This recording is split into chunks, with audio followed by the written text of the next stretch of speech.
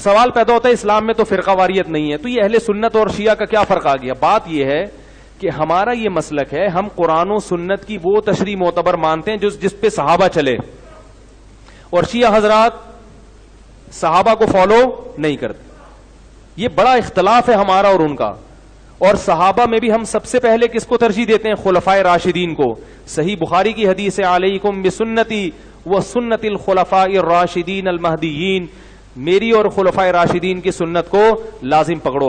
ہم حضرت علی سے بھی محبت ایمان کا جز سمجھتے ہیں, ابو بکر, عمر, عثمان رضی اللہ عنہ سے بھی محبت کو ایمان کا حصہ سمجھتے ہیں, جبکہ شیعہ حضرات میں میجورٹی, سب کی بات نہیں کر رہا, میجورٹی صرف حضرت علی کو مانتی ہے, باقی صحابہ کو نہیں مانتی. حضرت ابو بکر, عمر, میجورٹی, سب کی بات نہیں کر رہا. بہت سے شیعہ مانتے بھی ہیں, یاد رکھو, سب کو ایک لاٹھی سے ہانکا مت کرو.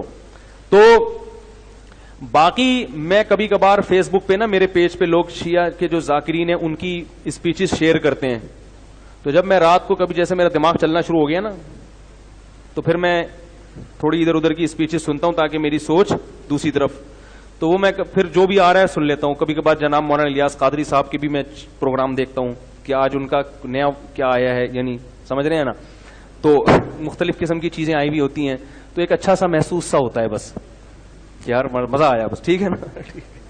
تو اسی طرح وہ شیعہ لوگوں کی بھی, تو وہ عجیب عجیب پتہ نہیں کیا ان کی تقریریں ہوتی ہیں, عجیب سے اسٹائل ہوتے ہیں. تو میں جو شیعہ حضرات میں جو سمجھدار لوگ ہیں ان سے کہتا ہوں, دیکھو کہ آپ کو اپنے مذہبی رہنماؤں میں کوئی سمجھدار آدمی ملے تو اس کو فالو کرو. یہ کیا کن لوگوں کی تقریریں آپ سن رہے ہو؟ فیس بک پہ جو شیئرنگ ہو رہی ہے, جذبات سے ہٹ کے کبھی ان کی اسپیچز میں غور کیا کرو, یہ کیا باتیں کر رہے ہیں؟ یہ تو فضول, نہ روایتوں کا کوئی سر نہ کوئی پیر, ایسے من گھڑت قصے, یہ تو بیٹھ کے بناتے چلے جاؤ, پھینکتے چلے جاؤ. وہ ہمارے استاد تھے نا ایک, وہ جو جنہوں نے مجھے کہا نا یہ ہائیڈروجن ڈائی آکسائڈ لکھ کے لاؤ, یہ لکھ کے لاؤ, وہ لکھ کے لاؤ, انہی استاد کی بات کر رہا ہوں. اللہ تعالیٰ اگر وہ زندہ ہیں تو ان کو عمر میں برکت دے, اگر دنیا سے جا چکے ہیں اللہ ان کی مغفرت سے, پتہ نہیں کہاں چلے گئے وہ. تو ان میں ایک خوبی یہ تھی کہ وہ تعریفیں اپنی بہت کرتے تھے. اچھے استاد سے, ٹیچر بھی اچھے تھے, لیکن ان میں ایک بات تھی کہ تعریفیں بہت کرتے تھے. تو جب پہلے دن انہوں نے اپنی تعریف کی, ہم نے سنی کہ بھائی ماشاءاللہ بہت اچھے استاد ہیں. اگلے دن آئے, بہت تعریفیں کی.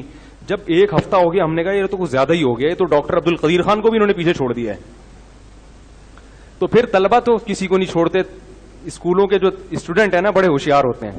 پھر ہم نے دیکھا کہ ایک دن استاذ آئے ہیں اور اپنی تقریر کر رہے ہیں, تو ایک طالب علم کو ہم نے دیکھا ڈیسک کے نیچے یوں یوں کر رہا ہے. اس کو دیکھا دیکھی دوسروں نے بھی ایسا شروع کر دیا. میں نے کہا یہ کیا ہو رہا ہے؟ انہوں نے کہا یہ چھوڑ رہے ہیں, ہم لپیٹ رہے ہیں. جیسے وہ پتنگ کا مانجا لپیٹا جاتا ہے نا, بھائی پتنگ کا مانجا ایسے لپیٹتے ہیں نا. کہا یہ لمبی لمبی کیا کر رہے ہیں استاذ محترم, چھوڑ رہے ہیں. اور ہم کیا کر رہے ہیں؟ کہہ رہے ہیں ہم ایک ہفتہ ان کی تعریفیں سن سن کے تھک گئے ہیں, اب ہم نے لپیٹنے کا کام کہ یار یہ سنبھل نہیں رہی. تو وہ جو ذاکرین کی اسپیچز جو فیس بک پہ شیئر ہو رہی ہیں, ہو سکتا ہے ان میں کوئی سمجھدار بھی ہوتے ہوں جو ہم تک نہیں پہنچتے, لیکن جو آج کل جو اسپیچز ذاکرین کی آ رہی ہیں ان کو دیکھ کے مجھے یہی خیال آتا ہے کہ یار یہ چھوڑ رہا ہے اور آپ نے کیا کرنا ہے؟ لپیٹنا ہے. تو وہ جو سامنے بیٹھے ہوئے ہیں پتہ نہیں کیا کر رہے ہیں بیٹھ کے یار, وہ ایک نعرے اور نہ سر نہ پیر. تو مجھے حیرانگی ہوتی ہے یار, ان میں بھی کچھ پڑھے لکھے لوگ ہوتے ہوں گے, ان کو اشکال نہیں ہوتا کہ یہ کیا کر رہے ہو. ہم ممبر پہ کوئی تھوڑی سی ٹیڑھی میڑھی بات کر دینا, فوراً فیس بک یوٹیوب پہ عجیب عجیب کمنٹس آتے ہیں. اور اچھی بات ہے اگر ہم غلط بات کریں تو کمنٹس آنے چاہیے تاکہ ہمیں بھی تو کوئی سیدھا کرنے والا ہو. لیکن یہ پوری تقریر غلط ہو رہی ہے مگر اس کو پہ کوئی ان کو تنبیہ کرنے والا نہیں ہوتا.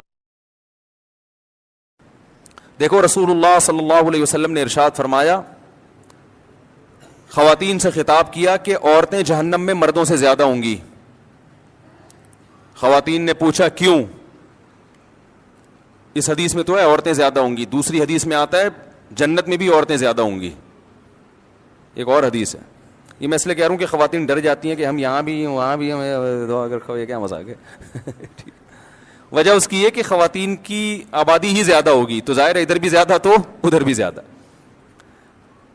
تو پوچھا گیا بھائی وجہ کیا ہے؟ آپ نے فرمایا تکفرن العشیر, شوہر کی نافرمانی کرتی ہو. ناشکری, نافرمانی نہیں, کفر کہتے ہیں ناشکری کو. کیسے ناشکری؟ فرمایا ساری زندگی کھلاتا ہے پلاتا ہے. آج کوئی مرد بیوی کو چھوڑ دے بیچاری کا کیا پرسان حال ہوتا ہے ہمارے معاشرے میں.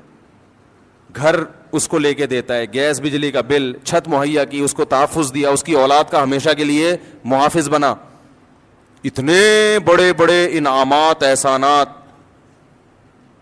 اور نبی نے فرمایا کسی دن تھوڑی سی اونچ نیچ ہو جائے, اس کی تنخواہ کم ہو گئی بیچارے کی, اب گوشت نہیں لا پا رہا, توریوں پہ گزارا کروا رہا ہے, ناشتے میں انڈے کا انتظام نہیں کر سکا, آج بیگم بغیر ناشتے کے رہ لو, آج ناشتہ نہیں کرتے, ٹھیک ہے نا, تھوڑی تنخواہ میری, حالات ٹف چل رہے ہیں, یا ناشتہ کرو مگر انڈا نہ منگواؤ, پراٹھا ڈبو کے, مفتی صاحب نے کہا ڈبو کے کھانے کا اپنا ہی مزہ ہے, تو آج ہم پراٹھا چائے میں ڈبو کے کھا لیتے ہیں.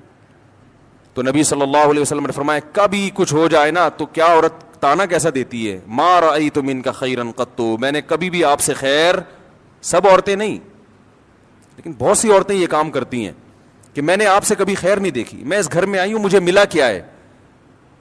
کتنا بڑا زندگی بھر کے ہمارے مسلم معاشرے میں تو مرد تو بہت زیادہ تحفظ دیتا ہے. کیسے باپ اپنی بیٹی کے لیے رشتے تلاش کر رہے ہوتے ہیں کیونکہ اچھا آدمی مل جائے, اور پھر طلاق سے ڈرتی بھی ہیں, کہتی ہیں طلاق دے کے مجھ پہ ظلم کر دیا, مجھے یہ کر دیا. طلاق دے کے کیا کیا, اس نے اپنے آپ سے جدا کر دیا نا, تو اب رو کیوں رہی ہو؟ اس کا مطلب وہ نہ دیتا تو تم پر احسان تھا اس کا کہ اس نے تمہیں ٹھکانہ دیا ہوا ہے. اور دینا غلط سمجھا جاتا ہے معاشرے میں, اس لیے کہ وہ جو تمام تحفظات اس نے دیے ہوئے تھے وہ تم سے چھین لیے ہیں. تو نقصان عورت کا ہوتا ہے کہ نہیں ہوتا؟ تو کتنی بڑی فضیلت ہے. لیکن نبی نے فرمایا کہ تکفرن العشیر, جو عشیر ہے نا ہمیشہ ساتھ رہتا ہے, تو اس کی ناشکری کرتی ہو. تو بھائی اس سے صاف پتہ چلتا ہے کہ جب کسی کی خدمات زیادہ ہوں, باپ اور ماں کا بھی یہی حکم ہے, ابا کو برداشت کرنے کا حکم ہے کہ نہیں ہے؟ آپ کے والد صاحب اگر آپ جے یو آئی میں اور ابا پی ٹی آئی کی تعریفیں شروع کر دیں عمران خان کی, ابا کو بولو کہ ابا آپ میرے دل سے اتر گئے, بولو گے؟ بولو نا بھائی. آپ جے یو آئی کے ہو, آپ دھرنے میں شرکت کے لیے جا رہے ہو اور ابا نے کہا پی ٹی عمران خان زندہ باد, آپ بولو گے یار ابا ایسی باتیں نہیں کرو یار, بس یہی بولو گے نا, ابا یہ نہیں کرو یار, میں دھرنے میں جا رہا ہوں, آپ کہہ رہے عمران خان زندہ باد. آپ ابا کو لکھ کے دو گے ابا آپ میرے دل سے اتر گئے, ابا بولے گا دفع ہو یہاں سے, میں تیرے دل سے اتر گیا, تو میرا باپ ہے جو میرے تانے دے رہا ہے دل سے اتر گیا, تیری اوقات کیا؟ باپ یہی کہے گا نا, میں نے جنا ہے تجھے, ساری زندگی میں نے کھلایا پلایا,